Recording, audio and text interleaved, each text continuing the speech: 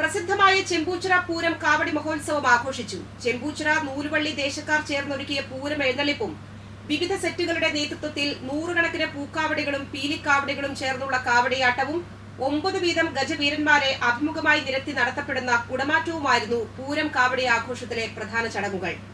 ചെമ്പൂച്ചിറ വടക്കൻ ചൊവ്വ ക്ഷേത്രത്തിൽ നിന്ന് സാംബവ നൃത്തത്തിന്റെ അകമ്പടിയോടെ ദേവിയുടെ താലിവരവും ഉത്സവാഘോഷത്തിന്റെ ഭാഗമായി നടത്തി. ചെമ്പൂച്ചിറ ദേശത്തിന്റെ മേളത്തിന് നേതൃത്വം നൽകിയത് കിഴക്കൂട്ട് അനിയന്മാരും ചെറുശ്ശേരി കുട്ടന്മാരാരുമായിരുന്നു. നൂലുവള്ളി ദേശത്തിന്റെ മേളനിരയെ വാദ്യകലാരത്നം ചേന്നമംഗലം രഘുമാരാർ നയിച്ചു.